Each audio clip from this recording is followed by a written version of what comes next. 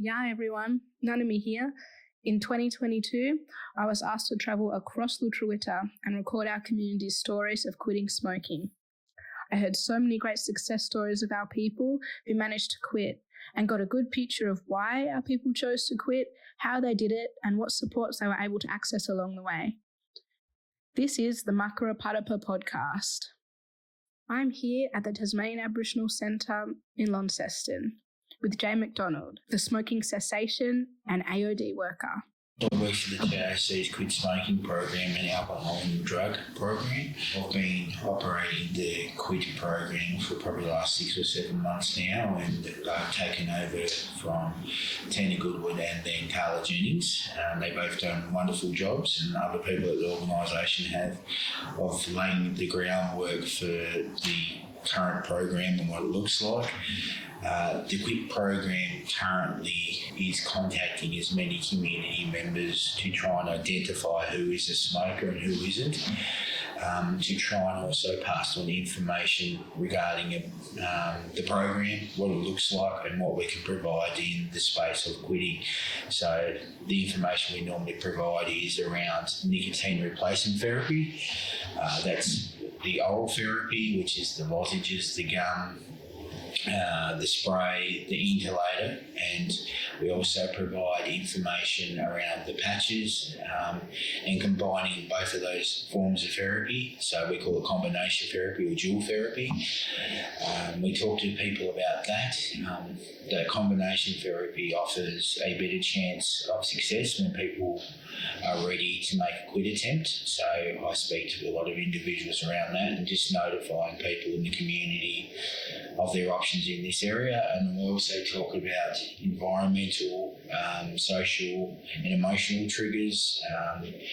We talk about setting up a quit attempt, how that might look for some people, because everyone's different, of course, and just providing as much information pre-making an attempt as possible when somebody's contemplating a quit attempt, so they can be better prepared and possibly have a more successful outcome. But yeah, just educating the community. I also get around our staff in each area in Hobart, Bridgewater and Devonport and Burnie, and we do staff education on the nicotine replacement products, Champix, pharmacotherapy options, and also the patches, how to use them, so that the frontline staff are a bit more aware of those products in combination dual and combination therapy, and just providing a quick information or brief intervention to community members if they raise wanting to quit or having issues with nicotine and smoking. The more we're educated in this space, and the more as individuals we're educated around what products are available to assist us in quitting, how to use them together, because that's a big thing. We use the patch and then put that on and slowly release the nicotine over the day in the background, whereas the oral therapies, the lozenges, the gums, the sprays and the inhalator are used to deal with the craving right there and then. So you're sort of using the different products for different things, and if you understand how to use them better in conjunction with each other, and also in conjunction with talking to somebody, myself or another worker, another health support worker, or even family member who doesn't smoke, and discussing your cravings and your feelings around the addiction, that tends to work better. There's a much higher success rate. Now, does that mean that people are always going to quit straight away? Well, no, because we know that smoking is one of the hardest things to give up. It's a chemical addiction, a physical addiction, a mental addiction, and like I mentioned, the environmental, social, emotional triggers are always there. So it's very hard to quit, and there's a reasonable likelihood that a lot of people listening to this that are going to make a quit attempt might relapse. But is that a failure? No, it's not. Just in regards to the program, I think it's vital that we put out there that, quitting cigarettes and other addictions, but specifically cigarettes in this case, is a lifelong journey. It's not a linear process of stopping and starting. We wish it was for all of us, but it's not. So like life, it's going to be up and down. There's going to be attempts and false starts, but are they negatives? No, they're not. You learn from each attempt what works for you, what doesn't work for you, what can I put better into play that's going to deal with the cravings more? Is there certain situations I need to avoid at the beginning? They're going to possibly put me into a position of relapse. I worked with the chewing gum but didn't use the patch. Maybe I should work with both, and how does that combination very good for me? I think in relation to smoking that if we can educate, if people can begin to try with a more informed decision-making process around the quitting, that they're more likely to have success long term. Now, it might not be straight away, but they're going to learn from that quit attempt, and they're going to go, well, rightio, I really do need the stronger patch. I really do need to use the chewing gum and the patches, and maybe like a spray too when I'm out and about having a socialise with people, going out for a meal when there's these certain triggers in place, because we do know that these triggers are very strong. They're learnt responses over years and years and years. The neural pathways are quite strong, so we need to have therapy options that are going to try to replace those neural pathways and just help people out. So is it failure? No, it's not. If you've tried, if you've informed yourself and you've had a go and it didn't quite work this time, you can reset and go again. Personally, I was previously a smoker myself, and I smoked on and off for years, and I'm now going on 9 months without smoking. But I've relapsed 3 times in that period.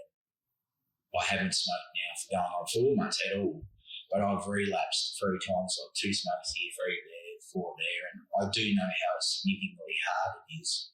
But is that a failure? Well, no, it's not, because I haven't taken it back up. But even if I did, I would know what worked and what didn't work last time. I would try to focus my energies in on that. So there is no such thing as a failure if you're having a go, because a failure is if, I guess, we get to the end of it all and we pass away from smoking. Yeah. You know what I mean? We want people to be educated and to try their best in their circumstances with what they've got. Was that the first time that you had tried, or had you been trying?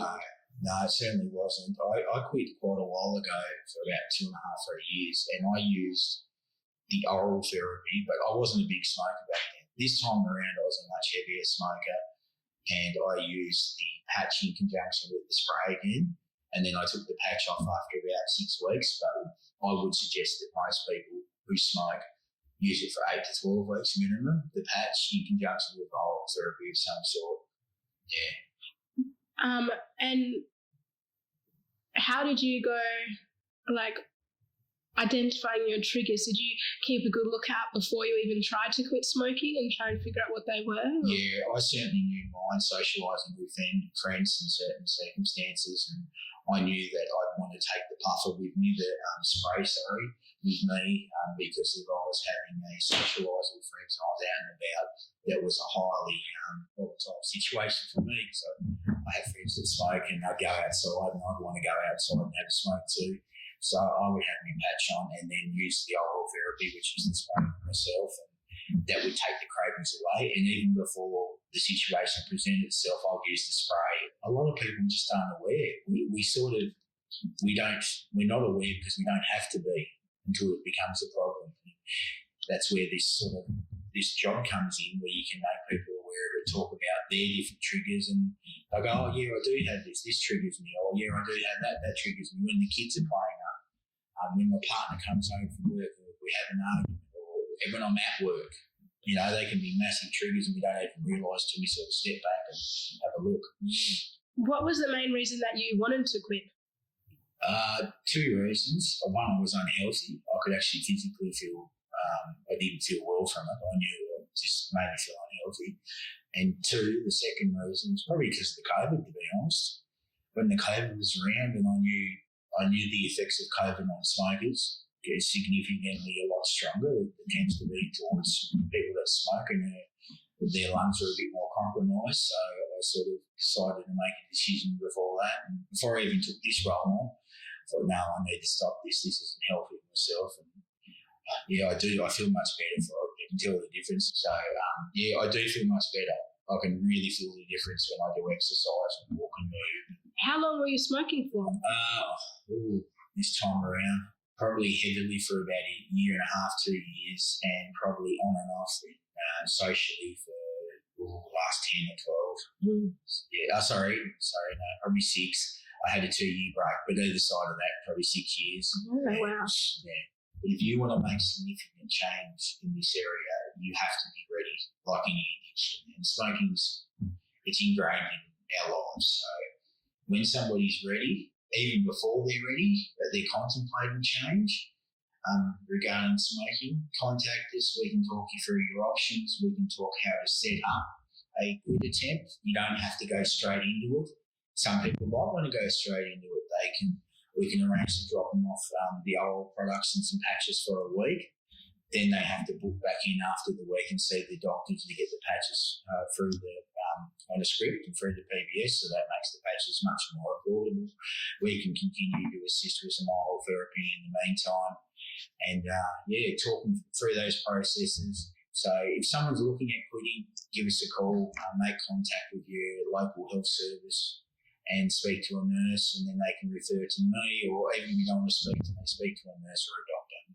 Recently had a client that she's managed to quit after a prolonged battle with it, and I think over the journey, each time she tried, that when I look back, she's probably got better and better each time. Some other people it's significantly hard every time because it's a chemical addiction. Every time it's going to be hard for them, but they develop some sort of internal willpower, I guess, over the journey, and they also combine it with the nicotine replacement therapy and the patches, and they understand it better, so they're able to go longer and longer each time to a point where they might be able to quit. Everyone's journey is different. That's the beauty of it. We need to understand that as workers, everyone's in a different place regarding changing their life, and we understand and respect that, and we try and work with that and where they are and listen to their story. We work in a space where addiction is the main thing. Cigarettes are insidious in the sense that they're legal. Cigarettes you can buy anywhere. They're legal. They've been part of people's lives through predominantly a long time in most cases. We understand the statistics behind it. If a 15, 14-year-old takes up smoking, it normally takes 16 to 20 years to quit if they do quit. If people smoke after 45, which a lot of people do, they smoke for 20, 30, 40 years, three-quarters of the time more likely to die from a smoking-related cause. So it's normally a lifelong journey. The smoking journey is part of people's lives, and it's so hard to quit. So we've got to listen to their story, understand where they're coming from, the amounts they use, when they use, what triggers them, and then we've got to try and work within their journey to try and help them quit. And everyone's different, so understanding people's stories is a big part. And us black fellas, that's what we like to do. We like to hear. That's how we communicate for generations through the story. So this is no different. Yeah, everyone. Nanami again. Thanks for listening to the Makara Patapa podcast, a podcast series by the Tasmanian Aboriginal Centre with support from Public Health Services Tasmania.